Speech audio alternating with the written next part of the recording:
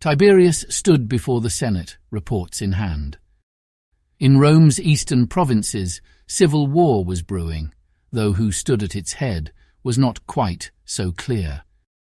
Gnaeus Calpurnius Piso, the Senate's governor of Syria, had formally met with the king of the Nabateans, a gathering also attended by Germanicus, Tiberius's adopted son, and heir to Rome's mighty legions. There, Piso publicly insulted Germanicus before journeying to Syria, where he raised the pay of the Gallica, Ferrata, and Fulminata legions, while simultaneously relaxing their discipline. In stark contrast, Germanicus travelled to Egypt, a place forbidden to anyone with imperium. Even Tiberius's late stepson, Gaius Caesar, had skirted Egypt's borders while holding imperium in the east, adhering to the severity of that law. Augustus had established this prohibition to prevent an ambitious general from potentially starving Rome into submission. Yet Germanicus not only crossed Egypt's border, he opened the granaries. This gesture, while outwardly benevolent, was not lost on Tiberius. Was this act, which was in violation of Augustus's laws, the act of an ambitious man seeking something more? Was Germanicus, the ambitious general, ready to starve Rome into submission? Tiberius could no longer shake the feeling that Germanicus had crossed not only physical borders, but political ones as well. How was Tiberius expected to react? Germanicus had forged Tiberius's name during the mutiny, and despite that act, Tiberius had praised him in the Senate for resolving the crisis. Germanicus had sanctioned a war in Germania which had not been approved by the Senate, and Tiberius had granted him a triumph. But now this, opening Egypt's granaries and holding the fate of Rome's grain supply in his hands, was too brazen to ignore. The time had come for Tiberius to speak before the Senate and voice for the very first time his dissatisfaction with his appointed heir. While Germanicus interfered with Egypt, Piso was busy building his base in Syria. His legions now called themselves Pisonians, hailing Gnaeus Calpurnius Piso as the father of the legions, a direct challenge to Tiberius's position as Rome's military head and father of the nation. Officers who refused to follow Piso were dismissed from the province. Those legions who remained loyal to the imperial family were now labelled Caesarians. History was once again lining up to repeat itself. Marians and Sullans, Pompeians and Caesarians, Octavians and Antonians. The rhetorical division between legion factions had always been preludes to civil war. But beneath these concerns lingered another question, one Tiberius had not yet dared to ask aloud. Had Germanicus's actions in Egypt and beyond reflected mere overzealousness, or had the young general, with his ambitious wife, begun to see himself as something more than a loyal heir? Tiberius's duty was to protect Rome. However, the closer he looked at the man standing at the heart of this unfolding drama, the more difficult it became to separate Germanicus's loyalty from the shadow of his ambition. The results of Germanicus's upcoming meeting with Parthia's king Artabanus would clarify Germanicus's position once and for all. Only time would tell if that clarification would allay Tiberius's rising fears. The meeting took place where Rome's Syrian border met Parthia's along the northern banks of the Euphrates River. Like Gaius Caesar before him, who met with King Phraataces, and Augustus Caesar, who conferred with King Phraates, Germanicus met with King Artabanus on a small island called Carrhae. This location, situated in the middle of the Euphrates, carried historical weight for the Romans, as its name represented the defeat of Marcus Licinius Crassus, whose legions were ambushed and destroyed at the hands of Parthia 70 years earlier. Because the island of Carrhae stood between the empires, the leaders of Rome and Parthia could meet in person to emphasize peace and a desire for diplomacy, without violating the borders of the other. Germanicus was accompanied by a retinue of military personnel and political advisers selected from Rome's Senate, along with interpreters, while King Artabanus was surrounded by Parthian nobility, military commanders, priests, and interpreters of his own. On opposing banks of the Euphrates, the rich cultural and military symbols of each empire were on full display, showcasing Roman banners in stark contrast to intricate Parthian tapestries. The negotiations were straightforward. Armenia belonged to Rome, and as long as King Artabanus continued to violate Armenia's borders, Rome would be compelled to intervene. However, for King Artabanus, the situation was more complex. Vonones, the natural son of the late King Phraates, was viewed by some factions within Parthia as their rightful king. While Vonones occupied Armenia's throne, he posed a significant threat to Artabanus's reign. The answer was simple. Vonones had to go. A more obscure member of the Arsacid dynasty would be installed on Armenia's throne by Germanicus. Tiberius had chosen Artaxius, an Armenian noble with no claim to the Parthian throne, thus posing no threat to King Artabanus. If that did not placate Artabanus, then war with Rome would be the alternative. Wars cost lives, and they cost money. Was King Artabanus of Parthia truly willing to risk such a price when a solution lay within reach? Tiberius presumed he was not. His instincts proved correct. King Artabanus and Germanicus successfully negotiated an agreement. Parthia would withdraw from Armenia's border, and Germanicus would travel to Artashata, the seat of Armenia's monarchy, and oversee the kingdom's transition in leadership. From Carrhae, Germanicus, accompanied by his retinue and a personal guard, set out for Armenia. Before crossing the border, he issued an imperial command to Governor Gnaeus Calpurnius Piso, ordering the dispatch of 2 of Syria's 3 legions to him in Armenia, in case the transfer of power required a show of military strength. Yet, by the time Germanicus arrived in Artashata, the legions had not arrived. Without the support of the missing legions, Germanicus was forced to abandon any plans for direct military confrontation. Instead, he aligned himself with key Armenian nobles and military leaders who not only favoured placing Artaxias on the throne, but could also be relied upon to support Roman interests.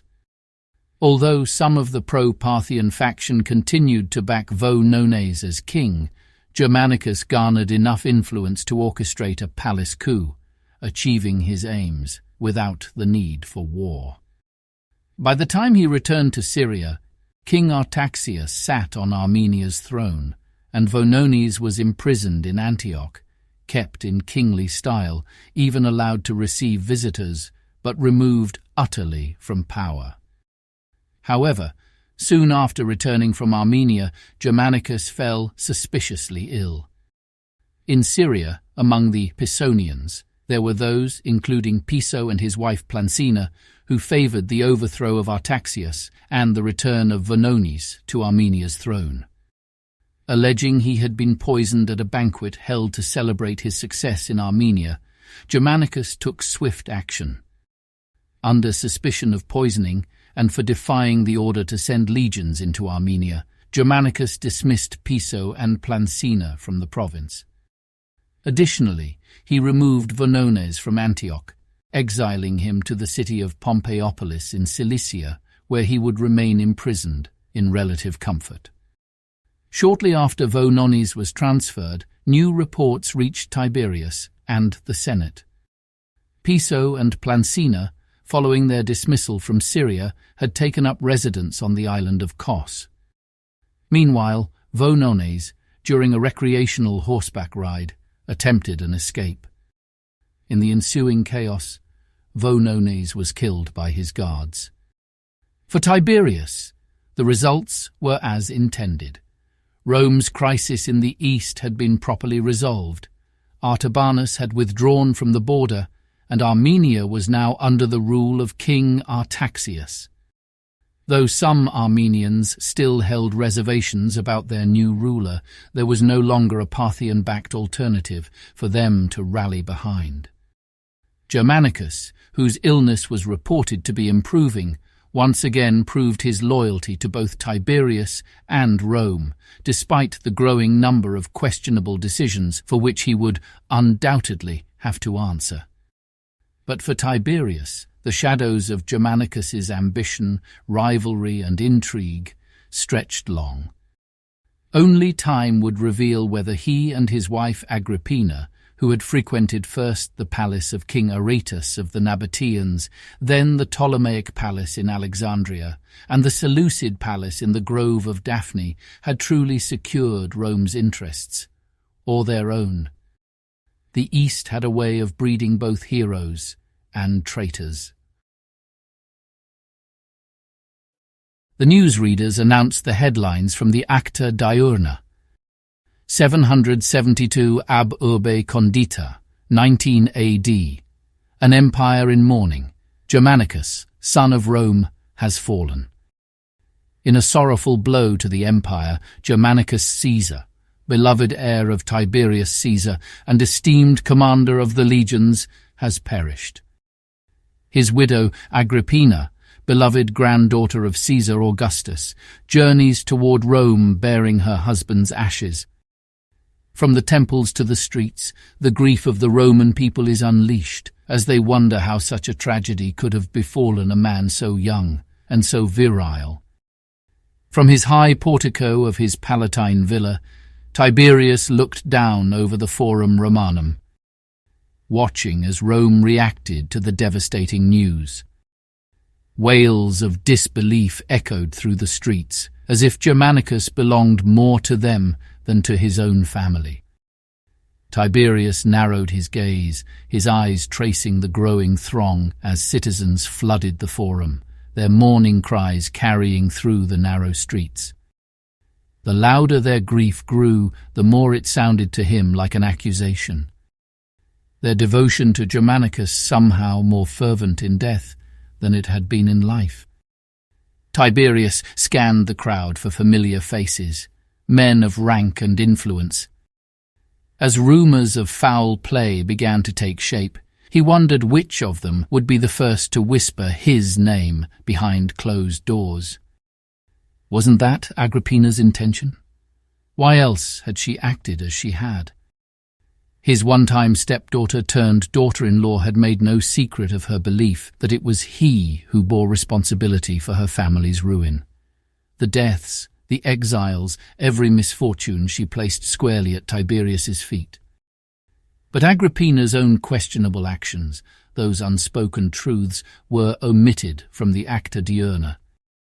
The newspaper begun by Julius Caesar during his Gallic campaigns, and which now served to keep Romans informed of events throughout the empire, offered only a brief mention of Agrippina's actions in Antioch. The public, however, remained unaware of the details.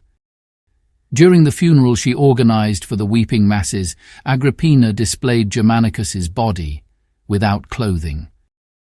Subsequent reports stated that half the mourners, those inclined to favor Agrippina, saw what she saw, the marks of witchery and poison on his corpse.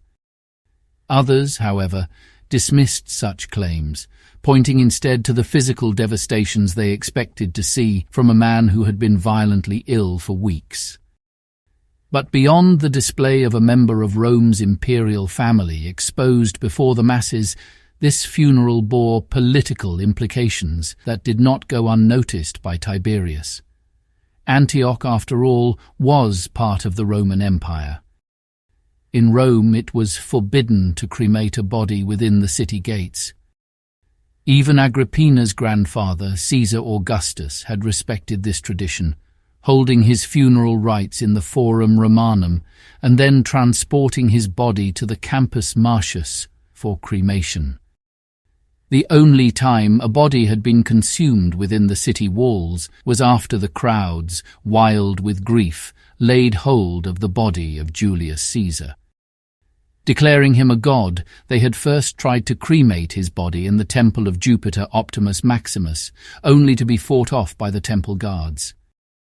Then they carried his corpse back into the Forum Romanum, where they built a makeshift pyre from furniture, weapons, shields, and whatever items they could lay hands on. For the last 63 years, Julius Caesar remained the only man to be cremated within Rome's walls, until now. The message Tiberius's daughter-in-law was sending was not subtle. Following the funeral in Antioch, Agrippina, accompanied by 4 of her children and the ashes of her husband, boarded a ship bound for Rome.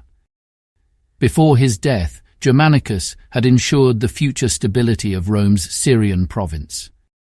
He appointed Gaius Sentius Saturninus, a former consul, as commander of Syria's Gallica, Ferrata, and Fulminata legions, and as acting governor of Rome's east. Until Tiberius confirmed the appointment or sent a replacement from the Senate, Sentius was charged with preventing the possible return of the province's former governor, Gnaeus Calpurnius Piso, and Germanicus had been right to do so.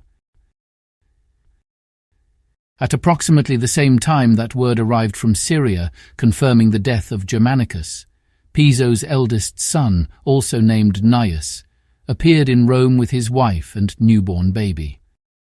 Sent by his father, young Gnaeus informed Tiberius that, upon hearing of Germanicus's death, Piso feared that the sudden void left by his passing would destabilize the balance of power in Rome's east. To ensure the stability of the province, Piso, his wife Plancina, and their youngest son Marcus had swiftly departed from the island of Kos. Despite the swirling rumors surrounding his involvement in Germanicus's demise, Piso was determined to reclaim Syria, in Tiberius's name, of course. As Gnaeus conveyed this news, Tiberius was left to ponder the duplicity of Piso's actions. His sudden return to reassert control over the Syrian province, while simultaneously sending one son to curry favor with Tiberius, was easy to see through. If Piso successfully reclaimed Syria, regaining command of the Pisonian legions he had long financed, Tiberius would face a real threat to his power. But if Piso failed, he could easily claim his efforts had been for Rome's good. But for Tiberius, already under public scrutiny, the maneuver felt too neat, too calculated. Piso's ambition had always stretched far beyond simple loyalty to the emperor, even when that emperor had been the divine Augustus. And the timing, the coincidence of Germanicus's death, the unrest in Syria, and the swift movements of Piso's family was far too convenient to ignore. This was no act of loyalty, it was a deliberate play for power. Piso would first turn to the Fulminata, the legion most loyal to him. Once secured, he would use their influence to persuade the Gallica and Ferrata legions to follow his cause. Tiberius acted swiftly in response. He sent immediate orders to Syria, confirming Germanicus's appointment of Gaius Sentius Saturninus as governor and commander of the legions. Saturninus's task was clear: prevent Gnaeus Calpurnius Piso from gaining control of Rome's military forces at any cost. Piso, however, did not journey to Syria. Instead, he turned toward Cilicia, where he fortified himself in a stronghold called Calenderis. This position, with its hilltop advantage and clear view of Calenderis harbour, provided him both protection and strategic oversight. The Fulminata legions, currently in winter camp at Raffinea, were still loyal to him, but Piso couldn't risk directly approaching them and falling into the hands of Sentius Saturninus. Instead, he dispatched Domitius Sella, a centurion from the Fulminata legions, to act in his stead. Sella had already travelled to the island of Kos, bearing the news of Germanicus's death and reporting the fulminator's eagerness to once again meet the father of the legions. Sentius Saturninus, occupied with other matters, would not be looking for a centurion. With Sulla's help, Piso hoped to sway the Gallica and Ferrata legions to his side as well. Piso's younger son, Marcus, not yet old enough to don a man's toga, was also dispatched in his father's name. After fulfilling the orders of Germanicus to distribute grain to the starving Egyptians, the 10th Legion Gemina began its march towards Syria, where they would receive their discharge notices.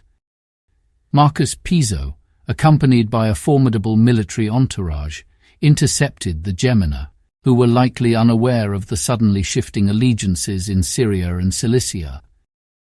In the name of his father, governor of Syria Gnaeus Calpurnius Piso, he commanded the legion to redirect to Cilicia. In addition to sending Sulla and Marcus to rally Rome's eastern legions, Piso ordered the governor of Cilicia, Lucius Marcius Censorinus, to provide his legions.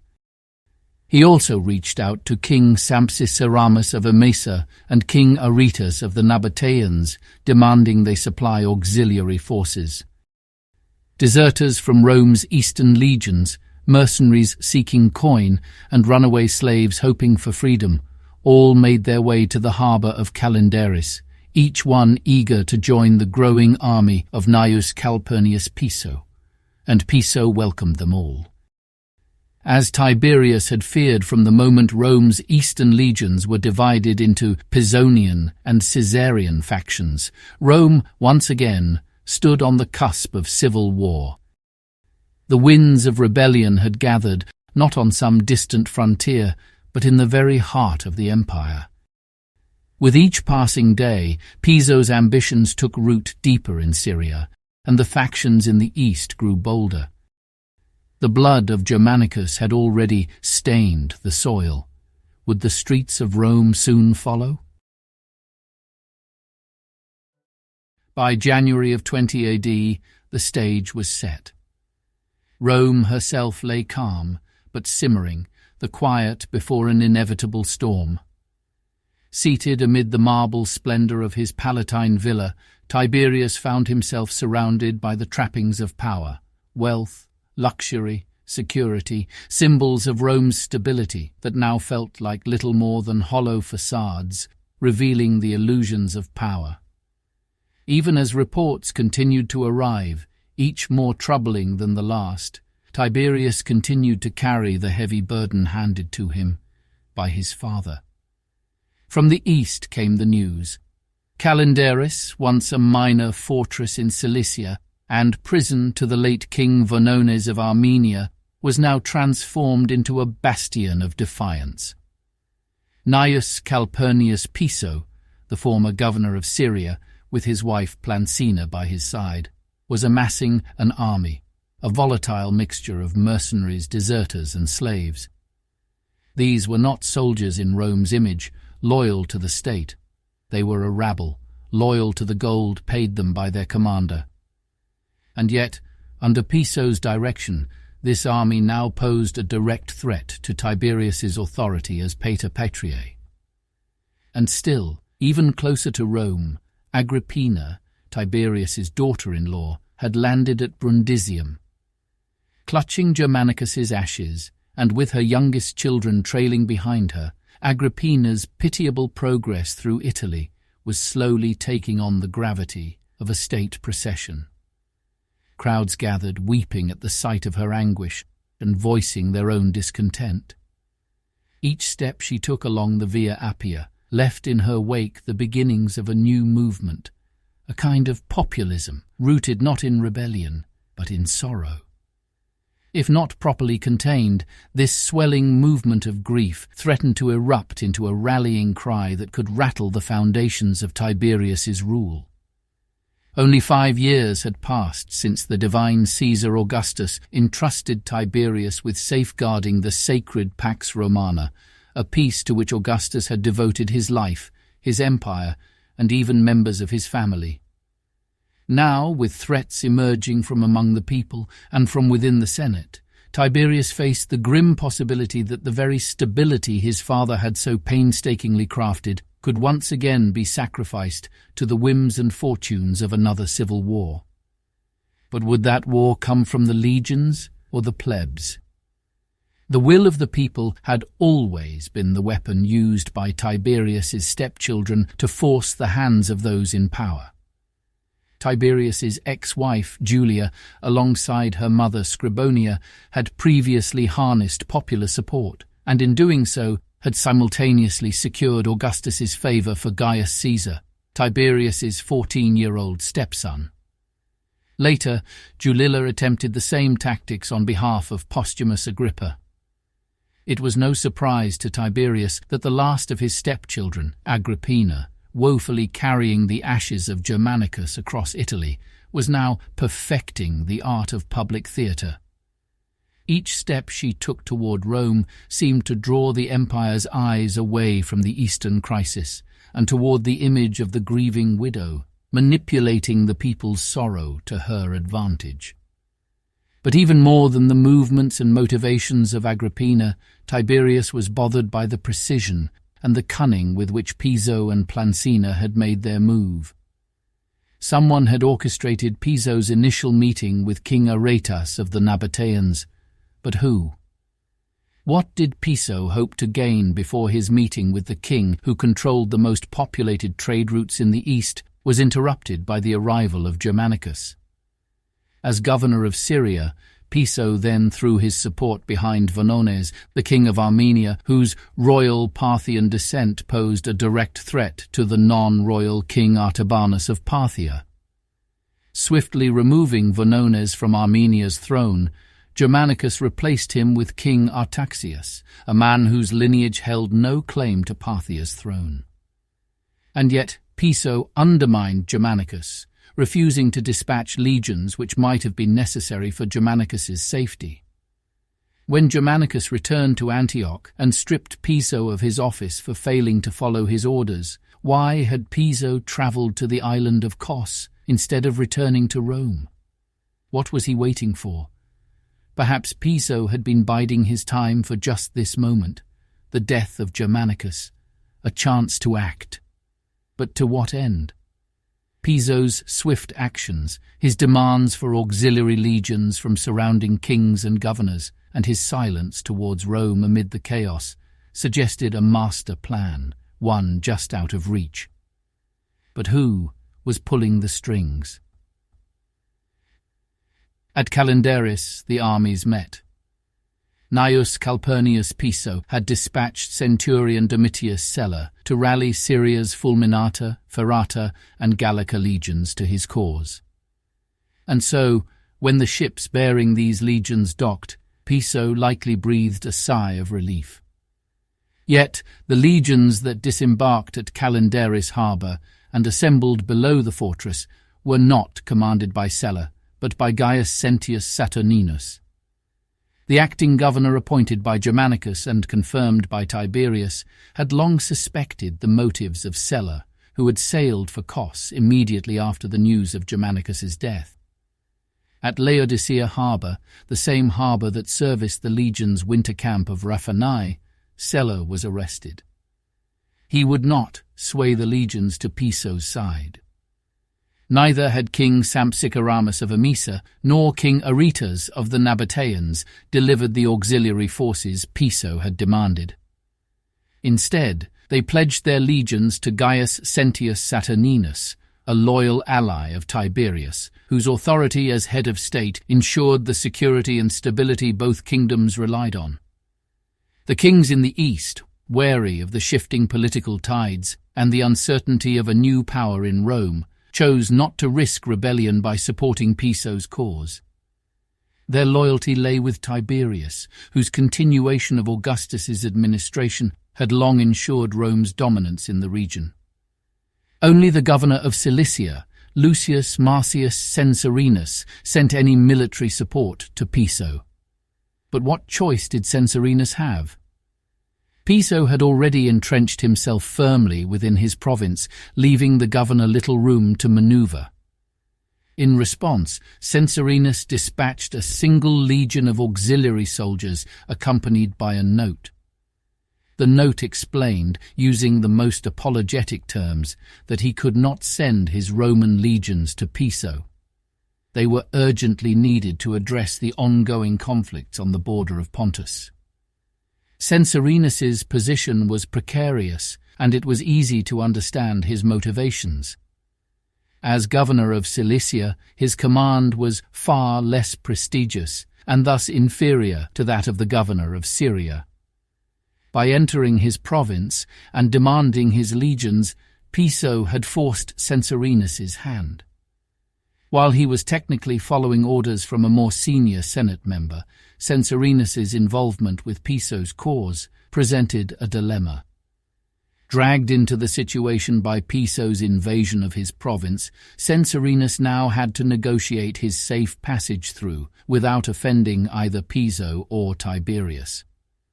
His move to send only a single auxiliary unit, while apologetically withholding his true strength for border issues with Pontus, was a careful strategy which ensured that, regardless of the outcome of the conflict, Censorinus could position himself advantageously. If Piso succeeded, Censorinus could claim to have aided him. If Tiberius prevailed, Censorinus could explain his minimal contribution as a strict adherence to the law, but one which denied Piso the strength necessary to truly challenge Tiberius. Although Censorinus's actions demonstrated a political acumen reminiscent of Tiberius himself, it was clear that caution was paramount. In response to the growing instability in the east, Tiberius reinforced his authority by confirming Syria's governor, Gaius Sentius Saturninus, as acting governor of Cilicia as well, thereby placing the province's legions directly under his control.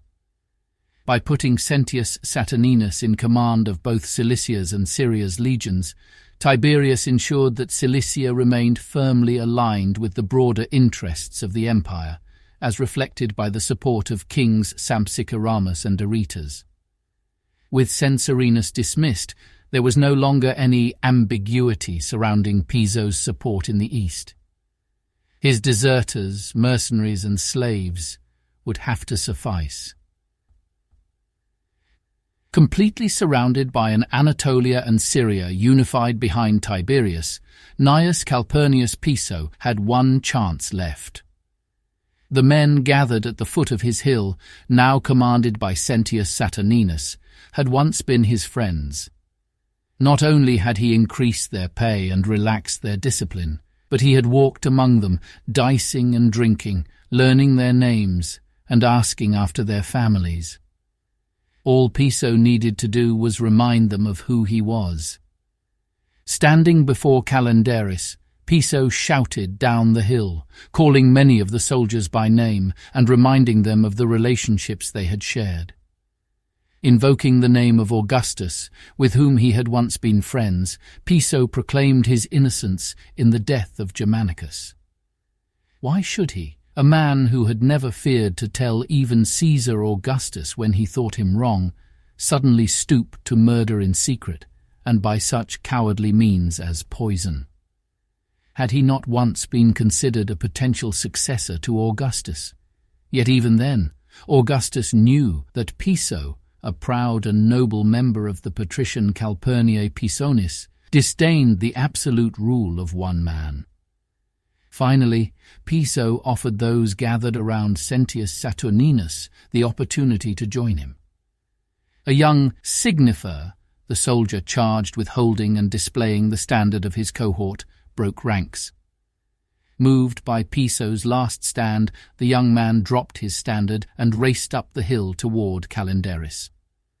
Immediately following this breach of protocol, Sentius Saturninus restored discipline, ordering his legions to pull back from Calendaris, thus ending any further communication between Piso and his men.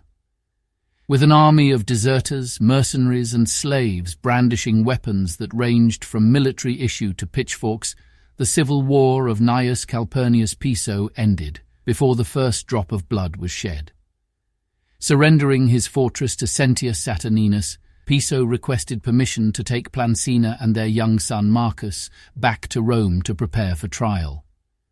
Having only performed his duties to Rome and the Senate, Piso was certain he could easily defend himself. Sentius Saturninus granted the request, and so Piso, with his wife and youngest son, boarded a ship and set sail for Italy. For Tiberius, the standoff at Calendaris was concluded. The soldiers involved in Piso's rebellion would be appropriately punished, and Sentius Saturninus would remain as governor of both Cilicia and Syria, restoring order to the region. But with Agrippina's growing dirge slowly closing in on Rome, and Piso and his family now returning to stand trial, the next war was about to begin, a war of popular opinion and legal retribution that, if not managed properly, could expose the cracks in the ever-fragile balance of power Tiberius had been entrusted to maintain. Of the three groups journeying to Rome in the aftermath of Germanicus's death and Piso's attempted rebellion in the spring of 20 AD, Tiberius's son Castor was the first to arrive. Having completed his term as governor of Illyricum, Castor and his wife Livilla returned at the head of his victorious legion. His successful campaign against the Marcomanni of Germania had earned him an ovation, a prestigious honor granted by the Senate to celebrate his triumph. This recognition would coincide with his second term as Roman consul, further cementing his position as Rome's rising star, a welcome contrast to the shadow of grief looming over the empire. Because Castor, still holding proconsular imperium, was forbidden to cross the city's sacred boundary until his ovation, Tiberius travelled beyond the Pomerium to meet him. There, the emperor was greeted not only by his son, daughter-in-law and granddaughter, but also by Livilla's twin sons. The two baby boys, named Germanicus and Tiberius Gemellus, Gemellus meaning twin, had been born on the very day that Livilla's brother, Germanicus, had died in Syria. The birth of twins was hailed as a mark of divine favour, a symbol of extraordinary fortune tied to Rome's own founding twins, Romulus and Remus. For Tiberius, the arrival of his first grandsons on the very day his legal heir perished in Syria seemed an undeniable omen, a sign that despite the loss of Germanicus, the continuation of his legacy was assured. Yet, even in this moment of familial celebration, the spectre of betrayal lingered. Castor carried more than the triumph of his son's birth and his conquest of the Marcomanni. He also brought troubling news about Piso and Plancina. Granted safe passage by Gaius Sentius Saturninus to leave Calendaris and return to Rome, Piso's ship had instead veered toward Illyricum. There, accompanied by Plancina and their youngest son Marcus, Piso sought a private audience with Tiberius's son. But Castor, ever the astute statesman, refused to meet privately with an accused murderer and known rebel, a man who might later claim false promises had been made. Piso had clearly sought out Tiberius's son, now positioned as the empire's primary heir, in hopes of securing his support. Castor, however, insisted that the meeting take place before witnesses. "If certain insinuations be true," Castor declared, his voice raised for all to hear, "I must be foremost in my resentment." Then, with deliberate composure, he added, "But I prefer to believe these insinuations are false and groundless.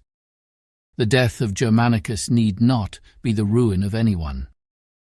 Piso, Plancina, and their son Marcus joined Castor's legions on their march back to Rome. Along the way, they encountered the 9th Legion Hispania, recalled from Spain by Tiberius and reassigned to Africa to reinforce the 3rd Legion Augusta in its campaign against the Numidian Berber rebel, Tacfarinas. It was with the Hispania that Piso and his family parted ways with Castor and Livilla, choosing to continue their journey to Rome alongside the newly reassigned legion. Yet, by the time Castor and his legions arrived in Rome, the 9th Hispania had come and gone from the Campus Martius, and there was no sign of Gnaeus Calpurnius Piso. The next to arrive in Rome was Agrippina, Tiberius's widowed daughter-in-law, who brought with her a vast procession of mourners, some of whom had travelled as far as Brundisium.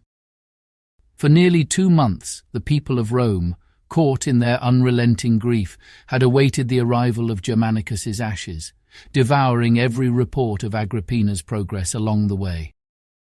As the duly elected consul of the year, Castor, alongside Germanicus's brother Claudius, had led the delegation of senators Tiberius sent to Terracina to escort the ashes on the final leg of Agrippina's journey. However, with the city already overcrowded and emotionally charged, Agrippina's procession threatened to ignite disaster. In response, Tiberius ordered an increase in the number of soldiers stationed in the city and dispatched units of the Praetorian Guard to redirect Agrippina's procession around the city's pomerium, guiding it directly onto the Campus Martius. As the sun set and darkness fell over the city, the torches blazing on the Campus Martius cast an orange hue across the sky. From the small portico he had constructed on the highest point of his Palatine villa, Tiberius could see the glow and hear the shrieks and wails of a nation in mourning. Nearly 100,000 people had gathered to witness the placement of Germanicus's ashes within the mausoleum of Augustus. They had come of their own accord, for Tiberius had declined the Senate's request to grant Germanicus a state funeral. For the previous 3 decades, the funerary excesses of the imperial family had become a competition, an exercise in growing extravagance.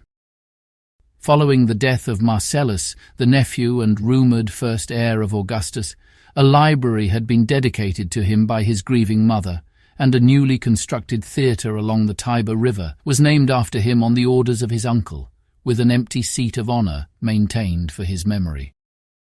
Marcellus had also been written into Rome's law, immortalized by the poet Virgil. When Lucius Caesar, Augustus's grandson, died in Gaul at the age of only 17, the Senate granted him a fully funded state funeral, despite his lack of a formal governmental position. The death of Gaius Caesar, Lucius's older brother, brought not only the expense of another state funeral, but the minting of commemorative coins and the voting of divine honours by the Senate. This act of deification was extended to include Lucius Caesar as well, though their cults never grew beyond symbolic honours. But this constant competition for posthumous glory drained the state's resources. Augustus alone was deemed worthy of a state funeral. The rest was a waste. Germanicus's death, decided Tiberius, demanded a different approach. Though he had been the heir, Germanicus died in service to Rome, like so many soldiers before him whose losses were mourned quietly by their families across the empire. Unlike the heirs of Augustus, whose passing sparked monumental displays of public grief, Germanicus's funeral needed to set a new standard for imperial mourning, one that would restore dignity and set a proper example for the future. Unfortunately for Tiberius, the Roman people did not agree. The lamentations that echoed against the orange glow of the Campus Martius were growing. The steady din of weeping was suddenly pierced by shrieks and wails, tinged with anger. "Where is Tiberius?" The question rang out, sharp and piercing. "And where is the Augusta? Why do they hide?" Another voice rose from the crowd. "They hide because this is their doing. They dare not show their faces, lest we see their delight." Finally, the ashes were placed in the mausoleum of Augustus. Agrippina and her children then began making their way home, surrounded by throngs of hysterical mourners. From his perch atop the Palatine portico, Tiberius watched as the blazing torches dispersed, and he listened as the masses followed his daughter-in-law through the Forum Romanum. "Hail Agrippina!" they cried, "the glory of her nation! The only true descendant of the god Augustus!" Finally, just days after Germanicus's ashes had been placed in Augustus's mausoleum, Gnaeus Calpurnius Piso and his family arrived in Rome. After parting ways with Tiberius's son, they had travelled with the 9th Hispania for a portion of the journey. Despite the rumours that clung to them, suggesting their involvement in the death of Germanicus, Piso, who outranked the military tribune leading the legions, rode proudly in a slave-borne litter at the head of the column, his wife Plancina by his side. Unapologetic and haughty, they must have been a sight to those soldiers who mourned the death of Germanicus. As they passed through the Apennine Mountains, southeast of Rome, Piso, Plancina and Marcus broke off from the 9th Hispania. They hired a boat to take them down the Nera River, the waterway that eventually fed into the Tiber, a silent passage toward the city that was both home and, for them, a place of reckoning.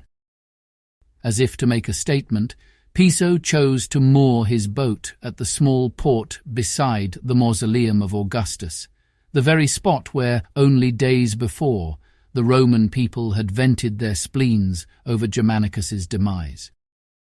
Awaiting the arrival of his clientele, summoned by his eldest son Gnaeus, Piso stood unflinching. The air still hung with grief, and in the streets murmurs of accusations drifted like smoke, but Piso paid them no mind. Surrounded by a throng of clients and a detail of armed guards for their protection, Piso, Plancina, and Marcus made their way from the Campus Martius through the Forum Romanum.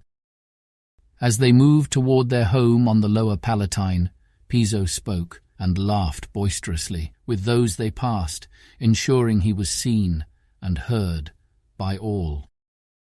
Arriving at their Palatine villa, occupied in their absence by their eldest son Gnaeus and his wife and new daughter, Piso and Plancina discovered their house was still decorated for the recently held Matronalia, the festival dedicated to the goddess Juno, celebrated annually at the end of March.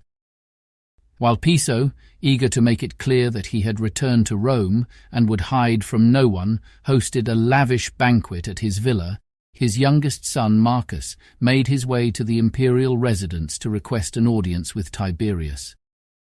There, Marcus pleaded on his father's behalf, swearing that Piso's actions following Germanicus's death had been driven solely by a desire to stabilize the East in service to Rome.